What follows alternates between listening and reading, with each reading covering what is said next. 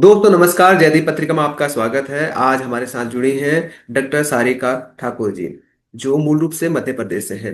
एक लेखिका, शिक्षिका और समाज सेविका। मैम, आपका इस कार्यक्रम में स्वागत है। नमस्कार। जयदीप पत्रिका का, जिन्होंने मुझे इस कार्यक्रम में उपस्थित होने का मौका दिया। मैम, जैसे कि आप एक लेखिका हैं, वर्तमान में आप हिंदी साहित्य की स्थिति को कैसे देखते हैं? और इसके साथ साथ में जिस हिसाब से नए लेखक उभर कर आ रहे हैं, उसको आप कैसे देखते हैं? अगर बात साहित्य की जाए, तो साहित्य मुझे लगता है समाज का दर्पण है। अपने शब्दों की अभिव्यक्ति से हम समाज को दिखाने की कोशिश करते हैं, युवा वर्ग को ये बताने की कोशिश करते हैं कि उन्हें किस दिशा में आगे बढ़ना है, समाज की सच्चाई क्या है। और जहां तक बात करें कि हम बात करते हैं अपनी युवा पीढ़ी को संदेश देने की, तो मैं इतना कहूंगी कि युवा पीढ़ी को लिखना चाहिए, लेकिन प्रसिद्धि के लिए नहीं, सच बताने के लिए और सच्चाई की दिशा दिखाने के लिए। मैम, इसके अलावा आपकी कई सारी पुस्तकें भी प्रकाशित हो चुकी है। जी, कौन कौन सी पुस्तकें प्रकाशित हुई है, थोड़ा सा उनके नाम बता दीजिए। इसे साथ साथ में, जब आपने पुस्तकें लिखी तो कोई ऐसी विशेष मतलब यादें हैं तो वो भी साझा कीजिए। बिल्कुल बिल्कुल। यहाँ मैं आपको बताना चाहूंगी कि मैंने जब लेखन कार्य स्टार्ट किया था, स्टार्ट तो नहीं, शुरुआत करी थी, तो मुझे भी एक प्रोत्साहन की आवश्यकता थी। क्योंकि शब्दों को यूं ही पिरोना शायद साहित्यकार के लिए आसान हो, लेकिन जो नवांकुर होते हैं उनके लिए बहुत मुश्किल होता है। वो अपने शब्दों को अभिव्यक्ति उस तरीके से नहीं कर पाते जो एक साहित्यकार बनने की बात कर पाते हैं ना। तो जब स्टार्टिंग हुई थी, और मुझे अभी भी याद है कि मेरी जो पहली रचना थी वो मजदूर दिवस पर थी। और मुझे इसके लिए प्रेरित किया गया था कि मजदूर दिवस पर आप कुछ लिखिए, शायद अच्छा लिख पाएंगे। वहां से मेरी पहली रचना स्टार्ट हुई, और मैंने एक शौक के रूप में लिखना शुरू किया था, क्योंकि मुझे खुद को नहीं पता था कि शायद मेरी शब्दों को इतनी सराहना मिलेगी और समाज के द्वारा इसे स्वीकारा जाएगा। जब वो रचना लिखी तो मुझे समाज से बहुत सकारात्मक रूप देखने के लिए मिला। और मेरे जो साहित्यकार जितने भी कवि कवित्री हैं, उनसे भी मुझे प्रोत्साहन का मार्ग मिला। धीरे धीरे ये साहित्यकार का जो दौर है, वो एक कविता से कब पुस्तकों में परिवर्तित हो गया, ये शायद मैं भी नहीं जानती। और आज के टाइम पर मेरी अ, 9 पुस्तकें छप चुकी है। जहां स्टार्टिंग मेरी लफ्जों के कारवा से स्टार्ट हुई थी, उसके बाद जो लास्ट मैंने जयदीप पत्रिका मंच से ही स्टार्ट करी है, जिसका नाम मैना है। जी जी। और अगर इनके अनुभवों के बारे में कहें, तो ये अनुभव जो है मुझे समाज से ही जुड़े हुए सारे अनुभव हैं। समाज की कुछ चीजें जो हम सोच विचार शक्ति और अभिव्यक्ति से प्रस्तुत करते हैं, वही मेरी किताबों की रचनाओं में शामिल होती है। मैम, इसके अलावा आपको विभिन्न मंचों से सम्मान मिला है। मैंने, जैसे कि आपने जानकारी भेजी थी, इसके अलावा एक मानक उपाधियां भी आपको अलग अलग अलग देशों से मिली हैं। थोड़ा इनके बारे में बताइए कि जी, क्या आपने इन क्षेत्रों में काम किया, जिन जिन देशों ने आपको मानक उपाधियां दी हैं।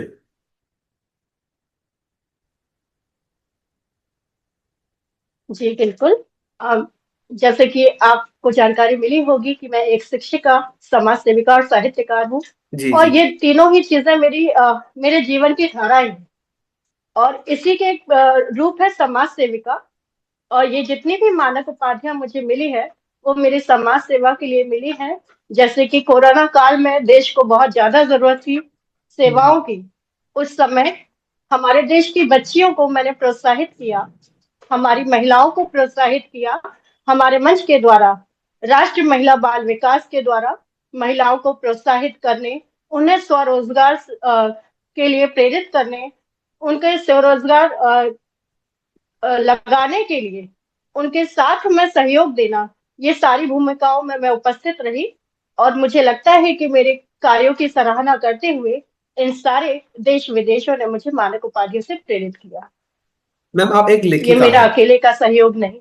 जी जी जी। मैम, आप एक जी, लेखिका हैं, तो एक लेखक के अंदर आपको क्या लगता है कि ये चीजें होनी बहुत जरूरी है? जो आपने महसूस की हो।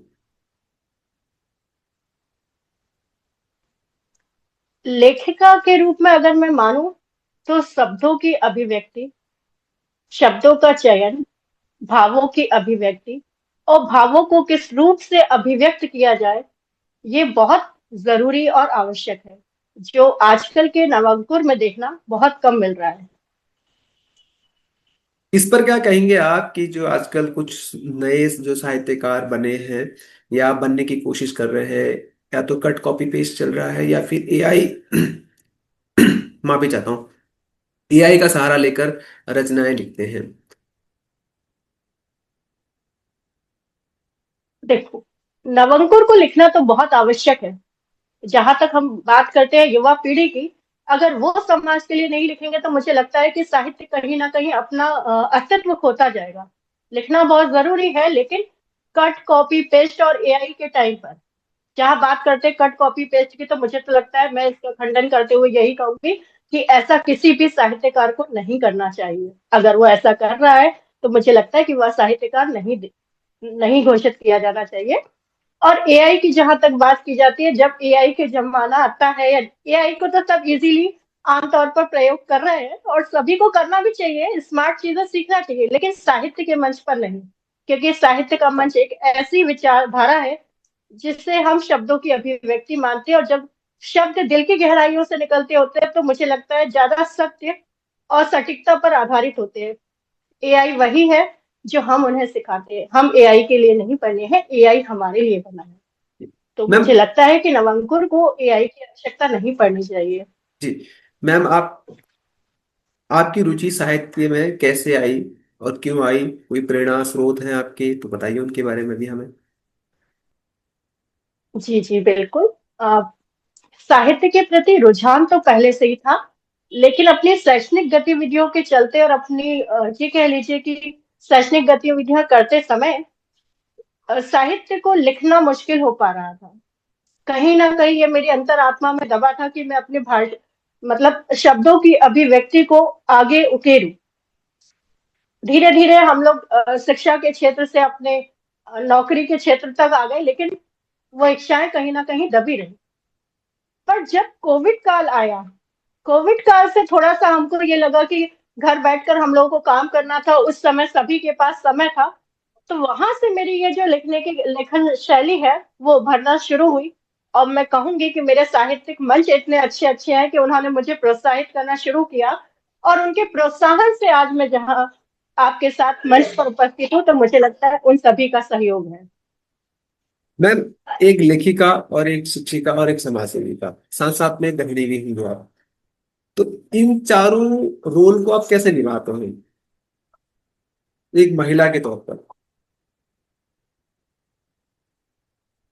मैं नहीं मानती कि महिला को एक अलग रूप में लेना चाहिए। जब कोई भी मनुष्य बुद्धि, विवेक और समय प्रबंधन का प्रयोग करता है, तो वो मुझे लगता है कि हर एक क्षेत्र में सही रूप से, सुचारू रूप से कार्य कर सकता है। और जहां तक बात आती है कि एक साहित्यकार, समाज सेवा, शिक्षिका, मुझे लगता है ये समाज के तीनों ही दर्पण है। जो चीज मैं बच्चों को सिखाती, पढ़ाती हूँ और उनसे अनुभव लेती हूँ, उसे ही मैं अपने साहित्य में ढालती हूँ। और बात रही समाज सेविका का, तो समाज सेविका का कार्य जो होता है वो साहित्य से ही प्रोत्साहित होकर होता है, क्योंकि जो साहित्य में हम लोग लिख रहे होते हैं, देख रहे होते हैं, वो हमारा सजीव अनुभव होता है, और उस अनुभवों का अनुकूलन कार्य करना समाज सेविका कहलाता है। मैम, इसके अलावा जब आपकी पहली कविता किसी अखबार या पत्रिका में छपी थी, वो फीलिंग क्या थी आपकी? एक बार जी। बताइए कि मतलब आपने सबसे पहले किसको बताया क्या मेरी कविता छपी है अखबार में या इस मंच पर? बिल्कुल बिल्कुल। मेरी शायद जब मेरी पहली कविता छपी थी, मैं बहुत संकुचित थी, अपने परिवार तक ही सीमित थी, काव्य मंच से भी इतना नहीं जुड़ी थी। तो पहली रचना तो वाकई में बहुत ज्यादा महत्वपूर्ण होती है किसी भी साहित्यकार के लिए। और वो कविता जो है मेरी एक पत्रिका में जानी थी, और जिस दिन पत्रिका में आई उससे लिखने से पहले, किसी भी रचना को आज भी लिखने से पहले मैं अपने परिवारजनों के साथ में शेयर करती हूँ। कहीं शब्दों की कमी है, कहीं अभिव्यक्ति की कमी है, तो वो उसे पूर्ण करके बता देते हैं। और जब मेरी पहली रचना आई, मुझे आज भी याद है, वो उस हिसाब से नहीं थी जो आज मैं लिखती हूँ। परंतु तब भी मुझे अ, परिवारजनों के द्वारा प्रोत्साहित किया गया कि बहुत अच्छी लिखी है। और आज के दौर में अगर मैं उसे पढ़ के बताऊं तो मुझे लगता है कि वो इतनी अच्छी नहीं थी, लेकिन हाँ, वो टाइम है कि जब कोई नवंकुर प्रोत्साहित होता है और आगे साहित्यकार बनता है, वो सफर वहां से शुरू होता है। जी जी। इसके अलावा अगर आपके पास अपनी कोई कविता है तो आप जो सुनाना चाहते हैं हमारे दर्शकों के लिए, पाठकों के लिए, तो आप सुना सकते हैं। जी बिल्कुल। मेरी रचना जो है वो लास्ट वाली ब्रांच हाल ही में मैंने अपनी जयदीप पत्रिका को भी भेजी गई थी। जी जी कुछ यादें हैं जो हम अपने स्कूली समय में याद करते हैं। हम सबको याद है कि जब हम स्कूल में जाते हैं तो लास्ट वाली बेंच से हमारा बहुत गहरा नाता होता है। ऐसा नहीं कहूंगी कि सबका होता है, जी जी शायद मेरा रहा हो। जी जी जी। मेरा भी इसलिए रहा गया कि मैं पढ़ने में ठीक ही ठाक थी, कोई इतनी ज्यादा नहीं थी पढ़ने में। ओके। परंतु एक सुकून है उस टेबल पर। क्यों है वो सुकून? क्योंकि वहां शिक्षकों की नजर थोड़ी कम जाती है, वहां हम डांट से बच जाते हैं, और जहां तक कविताएं, रचनाएं या अपने मन की बात कहने की बात होती है, मुझे वो लास्ट वाली ब्रेंच बहुत सुकून देती है। और इन्हीं सारी चीजों को याद करते हुए, और आज भी जब मैं अपनी कक्षा में जाती हूँ और मैं देखती हूँ कि मेरे जो सबसे खास बच्चे होते हैं, जो शिक्षा के अलावा जीवन में सब कुछ कर सकते हैं, वो सब लास्ट वाली ब्रेंच पर ही बैठते हैं। तो कल भी एक रात में संस्मरण भी लिखा मैंने, जी कुछ बच्चों का दौर भी है। मैं सुनाना चाहूंगी वो लास्ट वाली ब्रेंच। जी। वो लास्ट वाली ब्रेंच केवल एक लकड़ी का टुकड़ा ही नहीं है मेरे लिए। वो लास्ट वाली ब्रेंच मेरी संवेदनाओं को भी व्यतीत करता है। वो संवेदनाएं जो मैंने अपने विद्यालय के उस काल में पाई थी, जहां पर मैंने अम्मा का अचार, टीचर की डांट और दोस्तों की यारी भी पाई थी। बहुत शानदार, बहुत शानदार मैम, बहुत मुझे शानदार। याद है वो समय। बहुत शानदार मैम, मुझे बहुत। याद है वो समय। जी। नमस्कार जी। मुझे याद है आज भी वो समय जहां अपने भावों को मैं ब्रेंच पर उकेरा करती थी और अध्यापक से डांट भी खाया करती थी। परंतु शायद वही भाव, विचार और अभिव्यक्ति आज मेरे साहित्य का एक हिस्सा बन चुकी है। बहुत शानदार, बहुत ये शानदार। कविता मेरे द्वारा हाल ही में लिखी गई है। तो जी हो जी सकता है कि शब्दों का हेर फेर हो, क्योंकि जब भी हम शब्द को अभिव्यक्ति में लाते हैं तो कहीं ना कहीं पुरानी चीजों को नए शब्दों के साथ ढूंढने का प्रयास करते हैं। जी जी। मैम, आप एक शिक्षिका हैं। वर्तमान में आप जी भारत की शिक्षा व्यवस्था को कैसे देखती हैं?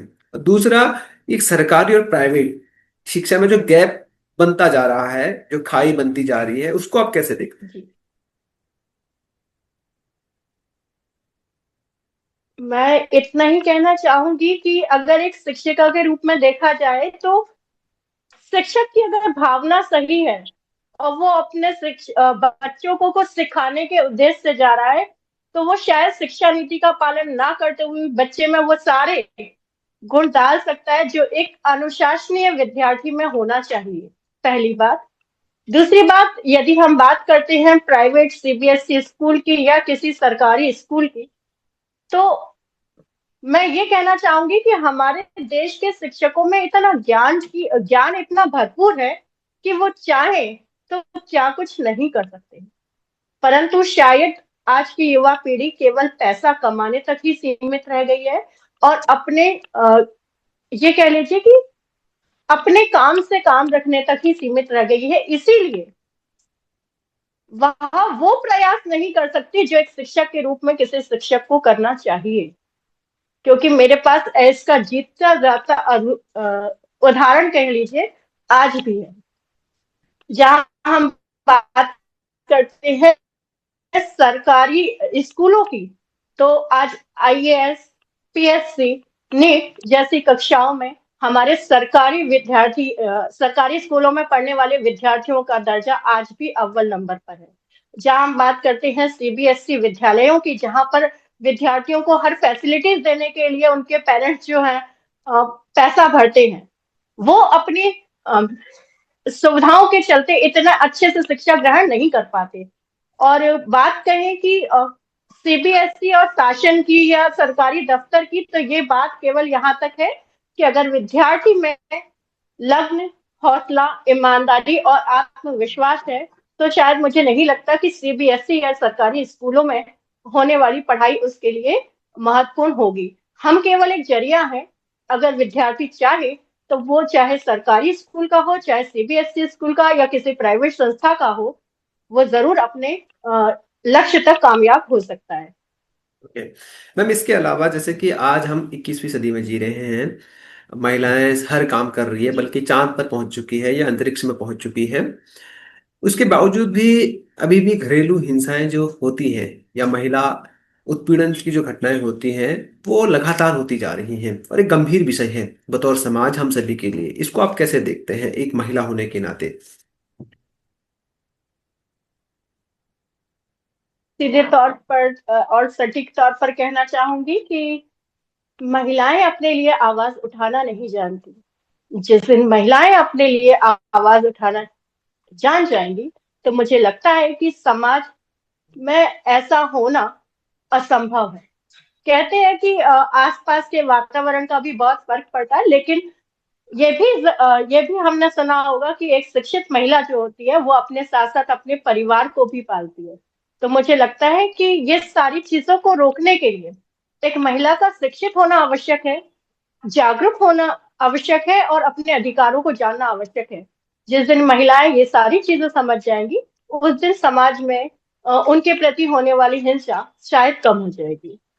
ओके मैम, इसके अलावा हमारे भारत देश में एक चीज है जिस जो हमारे भारत को अलग अलग भागों में बांट देती है। जैसे एक तो अलग अलग संस्कृति है सभी राज्यों की, साथ साथ में एक जाति व्यवस्था है जिस जिसके कारण हमारा समाज कभी जी भी जी। एक नहीं हो पाया है, चाहे वो मुगल काल हो या उससे पहले का काल हो या उसके बाद अंग्रेजों वाला काल हो या अभी हो। इसको आप कैसे देखते हैं?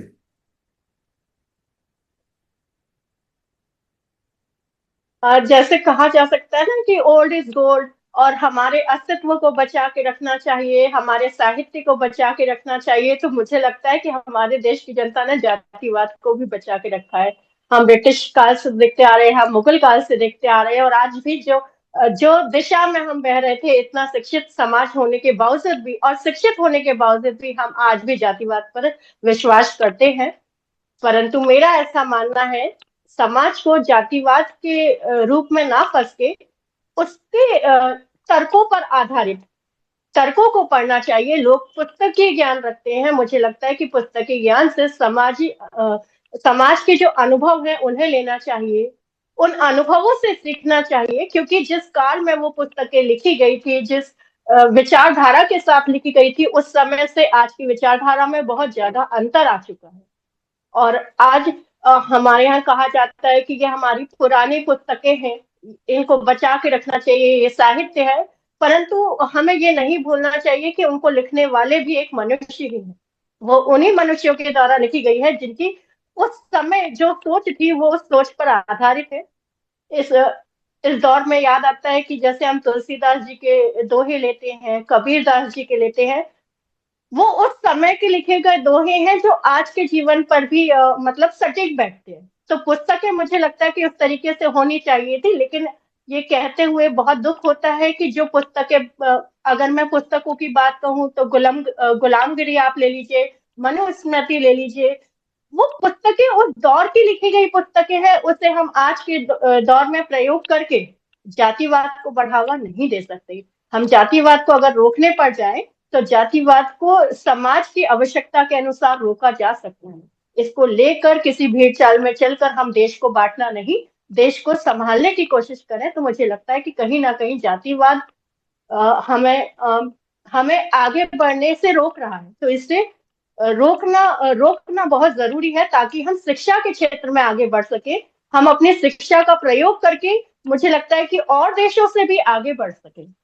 मैम, एक और चीज देखने को मिल रही है आजकल, जो जितने समृद्ध परिवार में है वहां उतने अधिक तलाक केस देखने को मिल रहे हैं। उदाहरण के लिए वीरेंद्र सहवाग जैसे क्रिकेट प्लेयर के जी प्लेयर हैं, इसके अलावा शिखर धवन है, युजवेंद्र चहल है, हार्दिक पांड्या। ये कई सारे ऐसे बड़े चेहरे हैं, इसके अलावा और भी हैं बहुत सारे। ये तो मैं सिर्फ क्रिकेटरों के नाम ले रहा हूँ जो मुझे भी याद है। और भी हैं जो ऐसे जी दिखाई दे रहे हैं। तो इसको आप कैसे देखते हैं जो ये लगातार तलाक बढ़ रहे हैं? तलाक होने का सीधा और सीधा संबंध ये है कि वैचारिक मतभेद होते हैं, और इन वैचारिक मतभेद को कानून ने अपने एक दायरे में सीमित कर लिया है। वो इस तरीके से कर लिया है कि उन्होंने महिलाओं को कुछ ऐसे अधिकार दे दिए हैं कि महिलाएं उन अधिकारों को सही रूप से प्रयोग में नहीं ला रही। अ, आप जिन हस्तियों की बात कर रहे हैं वो कहीं ना कहीं अपने जीवन में बहुत आगे और प्रसिद्धि का काम कर रहे हैं। जी। तो कई सारी महिलाएं अपनी प्रसिद्धि पाने के लिए भी इस तरीके के कार्य करती हैं, और अपने अधिकारों को प्रयोग करने के लिए भी इस तरीके के कार्य करती हैं। परंतु मेरे हिसाब से अगर कहा जाए कि अगर स्त्रियों के फेवर में कोई कानून बनाए गए हैं तो उनको सही और सुचारू रूप से कार्य करने चाहिए, क्योंकि मेरे पास भी ऐसे अनुभव हैं जहां पुरुष जो है, कहते हैं आजकल कहा जाता है कि पुरुष प्रधान देश है। मैं ऐसा नहीं मानती हूँ, क्योंकि बहुत सारे पुरुष भी महिलाओं से बहुत प्रताड़ित है, ये कह सकती हूँ। ओके। तो यहाँ इसको इस तरीके से लेना चाहिए कि अगर महिलाएं अपनी शिक्षा का और कानूनों का सही ज्ञान रखती हैं तो उसका सही उपयोग करना भी जाने। ओके मैम, इसके अलावा सोशल मीडिया पर मैं बात करूंगा और ये मेरा अंतिम सवाल होगा। सोशल मीडिया पर जिस तरीके से जी अश्लीलता फैलती जा रही है लगातार, चाहे वो महिलाओं जी द्वारा फैलाई जा रही है या लड़कों द्वारा फैलाई जा रही है, वो अलग अलग है। जिसमें महिलाएं अंग प्रदर्शन कर रही हैं तो लड़के भी गाली गलौज जैसे वीडियोस परोस रहे हैं समाज में, और उसका एक नकारात्मक असर दिखाई भी दे रहा है। इसको आप कैसे देखते हैं? क्या इसके ऊपर कोई सेंसरशिप टाइप का सरकार को लेके आना चाहिए जिससे ऐसी वीडियोस या कंटेंट को रोका जा सके? बिल्कुल। ये आज की ही बात नहीं है, आज से 5 साल पहले की बात करती हूँ कि जब ये दौर शुरू ही हुआ था। ये दौर अभी का नहीं है, आज से 5 साल पहले का दौर है। और इस बात पर मतलब हम ये कह लें कि हमारे घरों में भी, फैमिली में भी हम इन सारे विषयों पर बात करते हैं, और मैं अपने हस्बैंड से यही कहती हूँ कि ये आजकल की महिलाएं इस प्रकार का अंग प्रदर्शन कर रही हैं, इतनी अश्लीलता से, असभ्यता से बात कर रहे हैं, तो इसमें कहीं ना कहीं सरकार रोक क्यों नहीं लगाती है? तो उसके पीछे मुझे ऐसा लगता है कि एक कारण ये भी है कि समाज देखना ही यही चाहता है, और समाज के लोग दिखाना भी यही चाहते हैं। समाज हमारा चाहे कितना भी हम कोशिश कर ले कि हमारा समाज बढ़ जाए, लेकिन हमारे समाज की आज भी सोच वहीं तक सीमित है। इसके लिए अगर सरकार रोक लगाती है या कुछ ऐसा अ, होना चाहिए कि इसके खिलाफ कोई इंक्वायरी कार्रवाई की जाए, तो मुझे लगता है कि सरकार ही उसी घेरे में आ जाएगी, और सरकार भी आजकल केवल और केवल अपनी सीट बचाने के लिए ही कुर्सियों पर बैठी हुई है। ये कहते हुए मुझे आज भी कुछ गलत महसूस नहीं हो रहा है, क्योंकि ये बात आप भी जानते हैं और हम भी जानते हैं कि चाहे मैं किसी एक पार्टी की बात नहीं कर रही, चाहे कुर्सी पर कोई भी बैठा हो, वो कुर्सी तक आने के लिए, आने तक समाज का है, उसके बाद और बाद वो केवल अपने लिए सोचता है। मैम बहुत बहुत धन्यवाद। तो इसके मुझे अलावा लगता है कि अगर समाज, जी जी जी जी जी, कंटिन्यू कीजिए मैम। जी,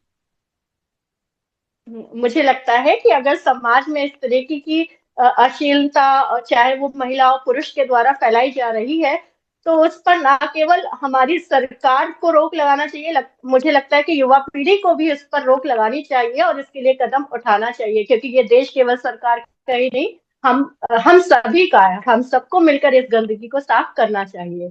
जी मैम बहुत बहुत धन्यवाद आपका। इसके अलावा अगर आप हमारे युवाओं को और महिलाओं को कोई पुस्तक सजेस्ट करना चाहेंगे कि ये आप ये पढ़ सकते हैं अपने साहित्यिक ज्ञान के लिए, तो आप कह सकते हैं। उसके बाद इसको हम विराम देंगे। मैं बस यही संदेश अपनी युवा पीढ़ी को देना चाहूंगी, आजकल के नवांकुर को, कि लिखिए, परंतु सटीक लिखिए, शब्दों की गहराई को समझिए, और अपनी बात को कहना सीखिए। और रही बात साहित्य को पढ़ने की, तो मुझे मेरे समय के मुंशी प्रेमचंद जी याद है, उनकी कहानियां याद है, धर्मवीर भारती याद है, और अगर महिलाओं की बात करूं तो बहुत महादेवी वर्मा मुझे याद है। और आज की बात करूं तो हरिवंश राय बच्चन जी, ये सारी जो पुस्तकें हैं किताबी ज्ञान पाने के लिए हमें चाहिए। तो मुझे लगता है ये कहीं ना कहीं शब्दों की पकड़ को बनाए रखने में और उनकी सोच और उनके शब्दों का चयन जो प्रणाली थी आज भी हमारे जीवन पर सटीक बैठती है। तो मेरा उनसे एक ही वो है कि जब भी हम जब नए साहित्य को लिखना चाहे या नई कविता को लिखना चाहे तो मुझे लगता है कि हमें पुराने जो हमारे रचनाकार रहे हैं, कविकार रहे हैं, उनके साहित्य को पहले पढ़ें, समझें उनकी गहराई को, उनके शब्दों के भाव को, और उसके बाद लिखना शुरू करें। बहुत बहुत धन्यवाद मैम। नमस्कार।